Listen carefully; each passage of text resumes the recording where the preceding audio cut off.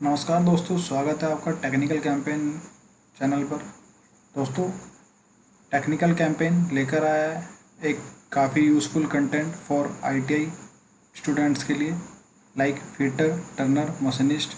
Top 10 question series है, multi time repeated questions हैं, like exam जो कि हर बार प्रीवियस ईयर के एग्ज़ाम में रिपीट हुए हैं, हर बार रिपीट होते हैं और आगे भी इन फ्यूचर होते रहेंगे। तो ये रिलेवेंट कंटेंट है फॉर आईटीआई के लिए, डीआरडीओ के लिए, इसरो के लिए, वेल के लिए, सेल के लिए, गेल के लिए, एमडीएल के लिए, ओएफबी के लिए, एनटीपीसी के लिए, एनएमडीसी के लिए, एचईएल के लिए, बीएल के लिए, एट्सेट्रा। दोस्तों, इससे पहले मैं 3 पार्ट और डाल चुका हूँ। ये मेरा टेक्निकल सीरीज़ का तकनीकी अभियान का पार्ट 4 है। सो वो तीनों पार्ट भी काफ़ी रिलेवेंट कंटेंट उसमें मेरे द्वारा प्रोवाइड किया गया है, तो उनको देखना ना भूलिएगा। चलते हैं अपने नेक्स्ट पेज पर। एक बार मैं आपको बता देता हूँ कैसे आपको इस अभियान में इनरोल होना है, कैसे आप डेली बेसिस पे मेरी वीडियो देख सकते हैं और अपनी स्किल को विद पिक्टोरियल व्यू में इम्प्रूव कर सकते हैं। दोस्तों, आपको यूट्यूब पर जाना है, दैन सर्च करना है टेक्निकल कैंपेन। जैसा कि मेरा साइड में लोगो दिख रहा है, लोगो को दिख जाएगा आपको, एंड सब्सक्राइब कर देना है। Then press bell icon for latest notification. Then finally reach your study center. Then boost your skill with theory and with pictorial view.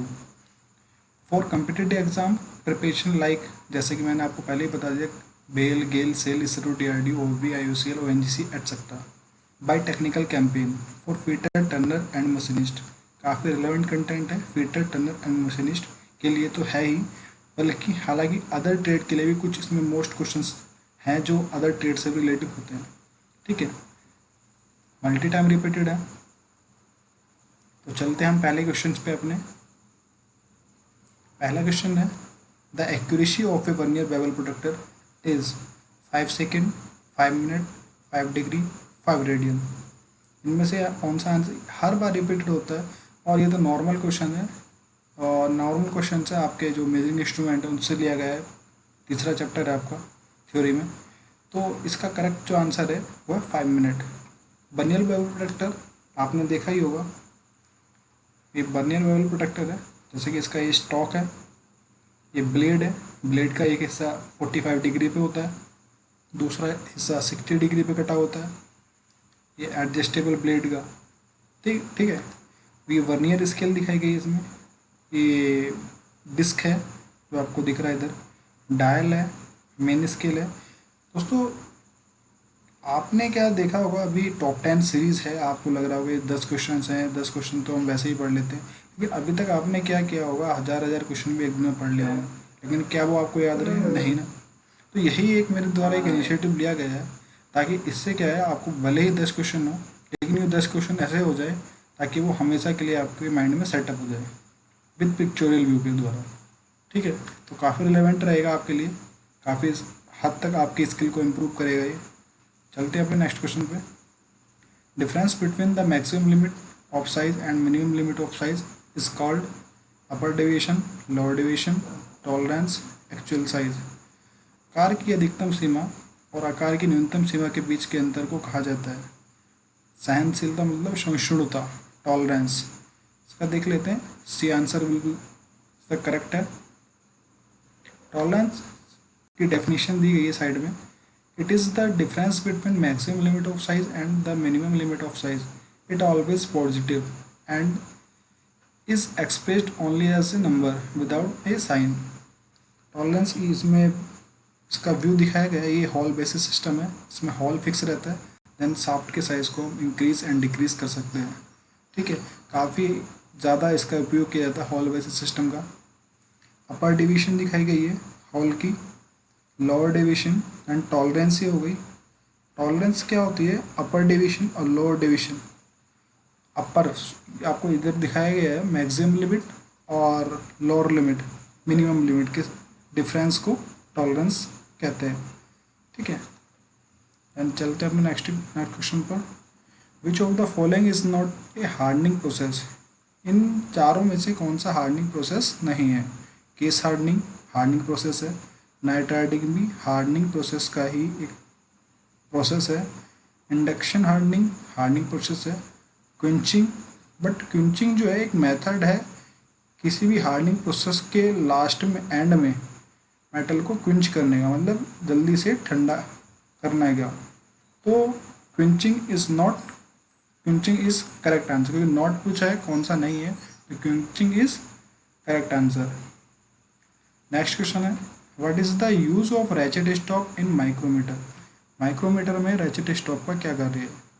Ensure uniform pressure between the measuring surface, to stop spindle at desired position, to reduce error in reading, to avoiding damage to the instrument। Micrometer में साफ stop का उपयोग क्या है। मापने की सतह के बीच समान दबाव सुनिश्चित करना, इच्छित समान पर दूरी को रोकने के लिए, पढ़ने में त्रुटि को कम करने के लिए, साधन को नुकसान से बचाने के लिए। तो A is the correct answer, because ये क्या करता है, इंश्योर करता है कि एक प्रेशर अप्लाइड जो है यूनिफॉर्म में वो प्रेशर जो मेजरिंग सरफेस है, कॉन्टैक्ट है, उसमें अप्लाइड जो है वो इक्वल हुआ या नहीं है, तो ये इसको एक तरह से इंश्योर करता है। A is the correct answer. Side में हमारा आउटसाइड माइक्रोमीटर दिखाया गया है, इसका ये पार्ट दिए गए हैं सारे, ये रैचेट स्टॉप है, इसके द्वारा इसमें 2 से 3 बार इसको जब हम किसी भी कोई पार्ट होता है उसको पकड़ इसमें बीच में मेज़र करते हैं तो 2 से 3 बार इसकी चटर चटर की आवाज़ आती है, तो उसको एक बार इंश्योर हो जाता है उससे कि ये इसकी जो प्रेशर है इस पर पूरा अप्लाइड हो चुका है। ये थिम्बल है और ये इसका फ्रेम होता है, स्लीव है, नर्ल ग्रिप है, लॉकनट है, स्पिंडल, एनविल, एनविल जो कि इसका जो कार्बाइड की टिप की लगी होती है, carbide tip, zero adjust screw. ठीक है, तो ये एक हमारा आउटसाइड माइक्रोमीटर दिखाया गया है। अभी इससे क्या हुआ, आपने क्वेश्चन पढ़ लिया, क्वेश्चन के साथ में आपने इसके सारे पार्ट देख लिए और इसका व्यू भी देख लिया, तो इससे क्या होगा, अच्छे से आपको समझ में आ जाएगा। तो नेक्स्ट क्वेश्चन पे चलते हैं। For mass production of thread on bolt process followed is. Mass production में बोल्ट वगैरह बनाने के जो प्रोसेस होता है उसको क्या बोला जाता है, क्या प्रोसेस होता है उसका। टर्निंग के द्वारा, कोलेप्सिबल टैप्स के द्वारा, थ्रेड मिलिंग के द्वारा, थ्रेड रोलिंग के द्वारा। मास प्रोडक्शन में जो यूज़ होता है वो थ्रेड रोलिंग होता है। थ्रेड रोलिंग के द्वारा मास प्रोडक्शन में ज़्यादा से ज़्यादा बोल्ट एक दिन में बनाए जाते हैं। तो ये होता है थ्रेड रोलिंग का प्रोसेस। इसमें बीच में 2 रोलर चल रहे होते हैं, एक डाउनवर्ड में एक अपवर्ड में, और ये एक साइड में ये होता है, इसमें एक अपर, दोनों के डायरेक्शन अलग होते हैं, एक अपर डाई चलती है, एक नीचे लोअर डाई चलती है, और बीच में नेटवर्क वोल्ट होता है जिस पर थ्रेड कट रही होती है। ठीक है, तो ये सिंगल पास प्रोसेस है, एक बार में इसके ऊपर पूरी यूनिफॉर्म तैयार हो जाती है थ्रेड की, और काफ़ी एक्यूरेट फॉर्म में थ्रेड तैयार होती है इसमें, जिससे प्रोडक्टिविटी भी इंक्रीज हो जाती है।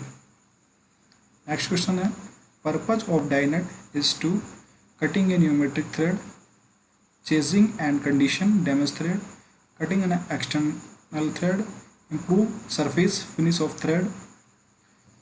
डाई नट का क्या कार्य है, नई थ्रेड को बनाना, chasing and condition damage thread, किसी पुरानी थ्रेड को, डैमेज हुई थ्रेड को ठीक सुधारना, एक्स्ट्रा बाहरी थ्रेड काटना, थ्रेड की सरफेस को फिनिश करना। तो इसका कार्य क्या होता है, मोस्टली हम क्यों यूज़ करते हैं डाई नट को, कोई हमारी जो थ्रेड है वो डैमेज हो गई हो उसको रिपेयर करने के लिए डाइनेट का यूज़ किया जाता है। तो V is the correct answer. ये हेक्सागोनल डाइनेट है, इसके द्वारा हम कोई डैमेज थ्रेड है उसको सही करते हैं। ठीक है, नेक्स्ट क्वेश्चन है, density of iron is. Iron की डेंसिटी कितनी होती है, 2.7 GMCC, 4.5, 5.5, 7.8 gram centimetre cube. Iron की डेंसिटी जो होती है 7.8 ग्राम प्रति सेंटीमीटर क्यूब होती है। तो D is the correct answer. और साइड में और भी कुछ मेटल्स के यहाँ पर डेंसिटी दिखाई गई है चार्ट में, जैसे एल्युमिनियम की 2.70 ग्राम पर सेंटीमीटर, ब्रास की है 8.40, कॉपर की 8.90, गोल्ड की 19.30, आयरन की 7.80 जैसे कि हमने यहाँ पे आपको बताया, लेड की होती है 11.30, निकल की 8.8, स्टील की 7.9। तो दोस्तों अभी इसके साथ में अभी हुआ क्या, ये पिक्चोरियल व्यू के साथ में विद डायग्राम के साथ में हुआ क्या, आपने क्वेश्चन तो एक पढ़ा लेकिन उसके साथ में आपके 10 क्वेश्चन और कंप्लीट हो गए। तो ये मेथोडोलॉजी जो है काफ़ी रिलेवेंट है आपकी तैयारी के लिए, आपकी स्किल को बूस्ट करने के लिए, और ये जो अभियान है काफ़ी मददगार होगा आपकी स्टडी के लिए। तो अंत तक बने रहें। अगर पसंद आ रहा है कंटेंट तो लाइक करें, शेयर करें एंड कमेंट बॉक्स में कमेंट भी करें। चलते हैं नेक्स्ट क्वेश्चन पे। Files having individual sharp pointed teeth in a line are known as single cut file, rasp cut file, curve cut file, double cut file. File having individual sharp pointed teeth in a line are known as rasp cut file। rasp cut file के दांते ऐसे होते हैं, individual form में होते हैं और point उनका जो होता है उभरा हुआ पॉइंट होता है, शार्प पॉइंट होता है। ये rasp cut फाइल दिखाई गई है साइड में। अभी क्या है ना, क्वेश्चन आपने देख लिया, फाइल देख ली, तो ये क्वेश्चन आप कभी नहीं भूलोगे। ठीक है, तो चलते हैं नेक्स्ट क्वेश्चन पे। Which of the gauge has no and no go gauge at its one end? 6 type plug gauge, progressive plug gauge, double end plug gauge, adjustable plug gauge। ये पूछ रहा है जिसमें दोनों सिरों पर दो सिरे होते हैं, जिसमें एक साइड पर नो गो होता है, दूसरे साइड पर गो सिरा होता है। तो कौन सा प्लग गेज होता है? सॉरी, इसमें थोड़ी टाइपिंग मिस्टेक हो गई। नो हो गया एंड नो गो हो गया, एक तरफ गो होता है एक तरफ नो गो होता है, तो इसको थोड़ा सही कर लेना एक बार।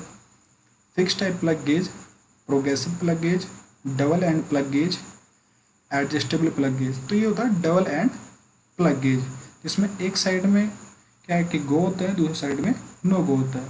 गो वाला जो फॉर्म होता है, साइड होती है वो थोड़ी क्या होता है, नो गो वाला वो होता है उसमें मिनिमम टॉलरेंस में होता है, और नो गो वाला होता है मैक्सिमम टॉलरेंस में। गो साइड जो होती है थोड़ी उसकी लेंथ भी लंबी होती है, नो गो की लेंथ जो है छोटी होती है। तो इससे भी हम इसको आइडेंटिफाई कर सकते हैं। चलते हैं नेक्स्ट क्वेश्चन पर। नेक्स्ट क्वेश्चन है, ए broken stud can be remove from assembly bye prick punch method using square taper punch both A and B। broken stud can not be remove. ये पूछ रहा है कोई अगर टूटा हुआ स्टड है उसको किसी असेंबली पार्ट से उसको निकाला जा सकता है प्रिक पंच के द्वारा, स्क्वायर टेपर पंच के द्वारा, या उसको नहीं निकाला जा सकता। तो इसको निकाला जा सकता है, प्रिक पंच के द्वारा भी निकाला जा सकता है, स्क्वायर टेपर पंच के द्वारा भी निकाला जा सकता है। तो सी इज़ द करेक्ट आंसर। ठीक है, इसके मैंने कुछ व्यू दिखाए गए हैं, जैसे यहाँ पे भाई साहब ये हमारे निकाल रहे हैं, प्रिक पंच के द्वारा इसको निकाल रहे हैं असेंबली से। टूटे हुए स्टड है, इसमें बोल्ट है, उसको निकाल रहे हैं। और साइड में एक मेथड और दिखाया गया है इसका। इसमें क्या किया इन्होंने, इसके ऊपर बेल्ट किया, बेल्ट नट के ऊपर भर दिया और उसको बाद में स्पैनर से घुमा दिया। इस तरह से स्टड, टूटे हुए स्टड को इन्होंने निकाल लिया।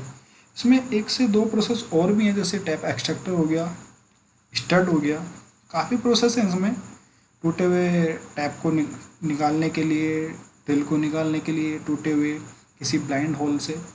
तो ये था आज का हमारा session, 10 questions. Thanks for watching technical campaign. अगर ये आपको वीडियो अच्छी लगी हो तो सब्सक्राइब करें, लाइक करें, दैन शेयर करें एंड कमेंट करना ना भूलें। और एक आज इम्पोर्टेंट टॉपिक और है आज का, जैसा कि आपको पता ही होगा आज वर्ल्ड एनवायरनमेंट डे है, तो आपको थीम भी पता होगा। आज इस ईयर की थीम है सेलिब्रेट बायोडाइवर्सिटी।